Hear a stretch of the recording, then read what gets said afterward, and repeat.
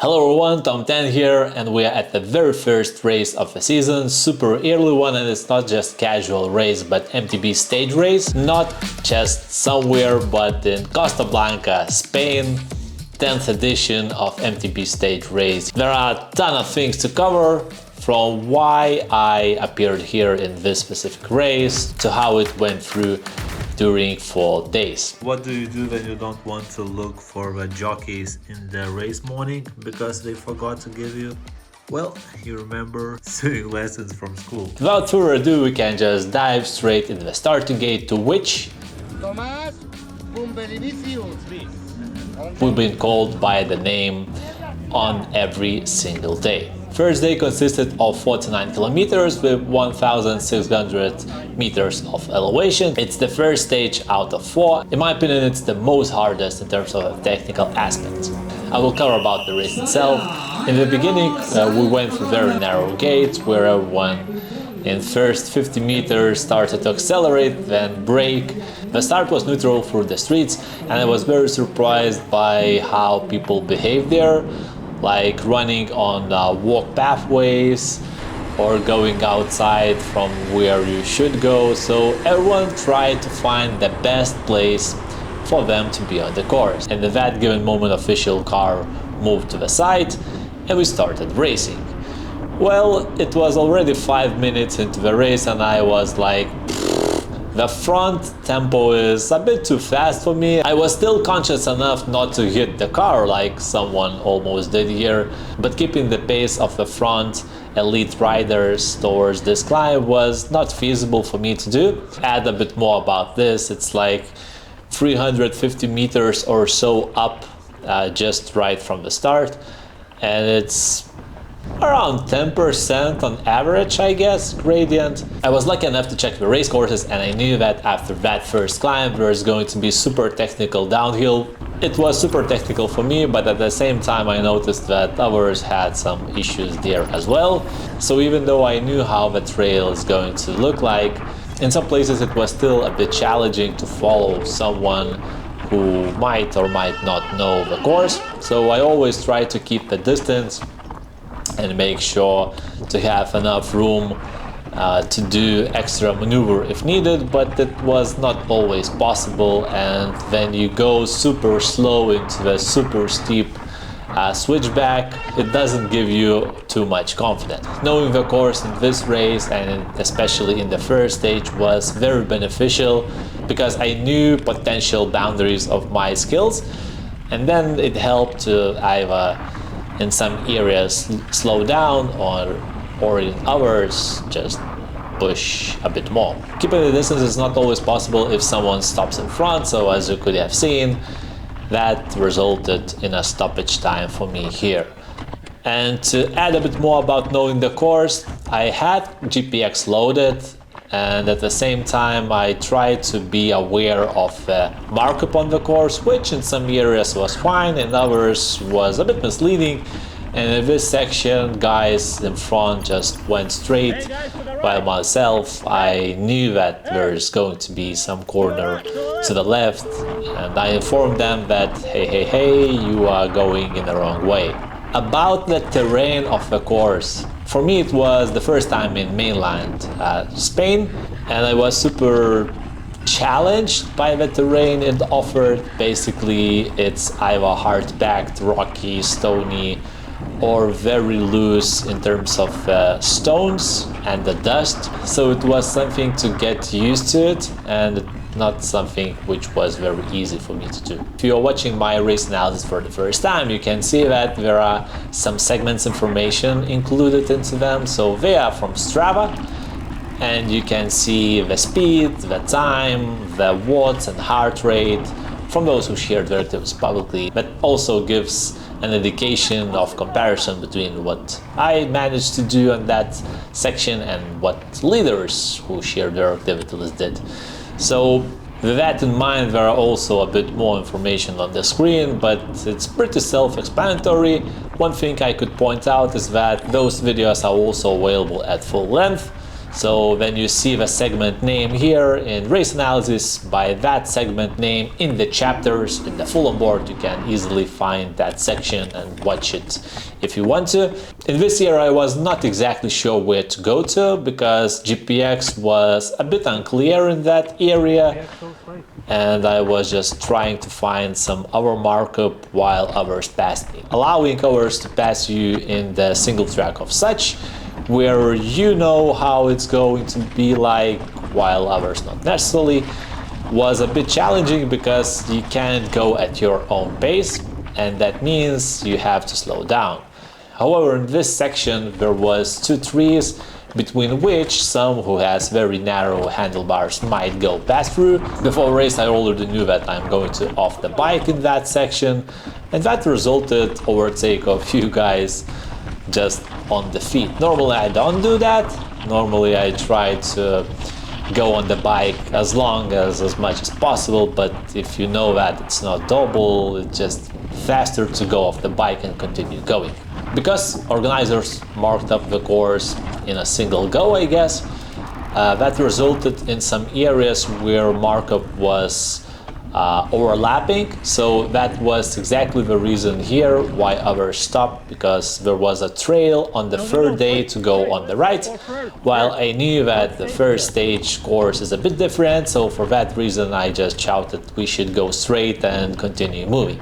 One guy managed to overtake me like it's nothing, and I decided to catch him back, and apparently there was Johann Sebastian who captured him, and then as well as myself. I took the footage from Johann, so thanks Johann for capturing it, and we are going a bit slower now because for me it was probably the trickiest section throughout the whole race because it's extremely steep. At the same time it's rocky and you have to have skills to go through that section. Because I did it 2 times before the race, it was slightly easier, but not up to this point where someone just decided to cut me off from the trail. Well, he expected that I will let him pass, but how you can let someone pass when you're on the bike? Minus 20 degrees, switchback, so it didn't seem to be possible for me to do so, and thankfully I didn't went off the bike, but he did. So should I apologize? Probably not in this case.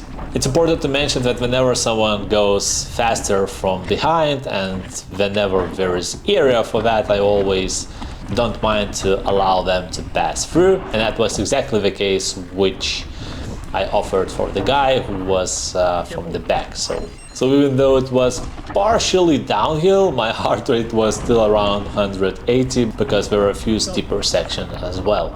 And we are approaching first technical area where I didn't have any support, and I was expecting that something will be a bit different, but apparently they just give you the bottle, and you could have seen red sign on the side where it says technical feed zone ends.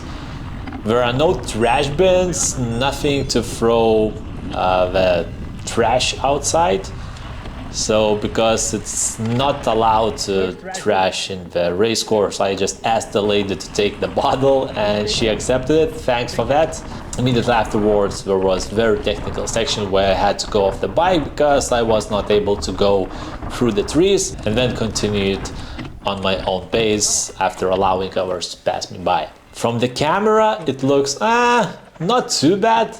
From reality, trust me, there were quite a few climbs which were long enough to make you tired, and that was one of those where I tried to stay together with a guy on the climb, but he was either too powerful or too lightweight for me to carry afterwards. On the first stage I was a bit too safe in terms of going down, I guess, because I knew what's upcoming. I tried to maintain my effort that I won't come to the head of a trail at the maximum heart rate, because I knew that it requires some attention going down, and if you go down at full sweat in your eyes, it's just good for the result if you are skillful. But here you can see how the guy just disappears in a moment. That means it's really steep here, and not only steep, but you also have to be careful where you are going down on that trail. It's worth mentioning that at the front I had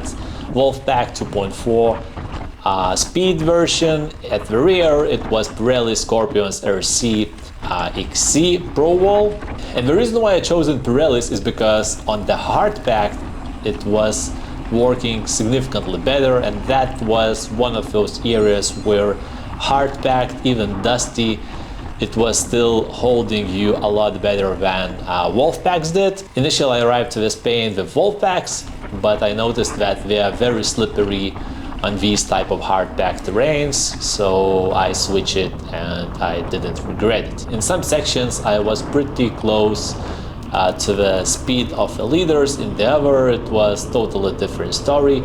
Where I excelled in this race, surprisingly, I don't know for the reasons, is on the technical climbs where it's steep, it's loose, it has some obstacles and you have to go over them somehow. It's very beneficial. You can see that if you go off the bike, you lose significant amount of weight compared to those who did not. So even though from the leader I lost here 30 seconds, it was still 18th time on the day, so that's something. In general, when you are coming towards a technical climb, you already see, based from the movements of the one who goes there, that they either will do it, hardly do it, or not do it at all. This was the case where I was pretty sure that it's not gonna happen, but I had no other options as to go down as well for the same reason. That was one of the smoothest technical zone stops for me, where I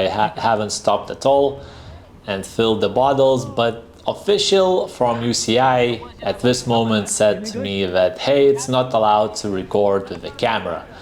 So I didn't know what that means in terms of what should I do now, and I continue going with the mind whether I'm going to be disqualified or how this is going to happen. So that was a strange moment on the race, and I was completely alone in this area, nothing from the back, nothing in front. Talking about difficulties in the track, there were sections with very harsh bushes, and basically at the end of the day you come with blooded hands as well as your shin splits, I guess. But thankfully towards the upcoming days, organizers in those sections which were very vegetational grown up, it just happened majority of the time on the first stage. 8 kilometers remaining towards the end of the race. There was very steep climb. It's probably hiking one, where there are steps where if you stop, you are just no chance to continue going further. So for that reason I try to stay on the bike as much as possible, but that's not always the case when you are at close to 190 BPM and it's almost 2 hours and a half in the race. Once I tried the race courses, I was a bit terrified by this single track, and I did it a few times, and apparently in few sections which I was not too confident, I managed to go on the race day with more or less no problems, but there was one which I was just not able to do it. It's extremely steep, pretty much diagonal, and at the same time there is a rock, a stone at the left side which just looks at you and invites you to lay on the ground. So for that reason I just went off the bike in this section and continue going at my own pace afterwards, because there was no one coming from the back, no one in front, so I could just take my time and enjoy that moment. One of the most decisive moments on the race happened here, where the arrow showed to the left, GPX showed to the right, but I noticed the guy in front going the same direction as the arrow showed. So I continued going after him, and after like 40 seconds or so, I noticed the group which already coming back. So it's like 6 people or so, and then there are a lot more who went the same way we did. Probably that was the arrow from the 4th day, so maybe the coloring was different, but it was as it was. Probably there should have been a people not a bit down, but a bit up to just showcase that it's a wrong way. Nonetheless, it added a bit more attractiveness to the end of the race, where here it was again wrong turn, but everyone started pushing like crazy towards the finish, and 1 kilometer remaining. We were like 16 people or so in pretty much close time frame between each of us. And with that chase of the group, I completely lost sense of time, and apparently it was already the finish, so I wouldn't mind if it would have lasted a bit longer. I just went for the gates, accelerated, and that was it. The main surprise of the day is that I came 6th out of 38 participants in Masters 30 category. That was surprising for me, not because I'm weak, but because I managed to overtake quite a lot of Spanish guys who kind of lives in such terrain. So yeah, what was the magic sauce of this performance? I will cover it in the stage 2 race analysis. If you want to learn more about this, as well as get to know whether I was disqualified for using the camera or not, watch the stage 2 race analysis, and there will be answers for that. That's it, thanks for your time, and I hope to see you around.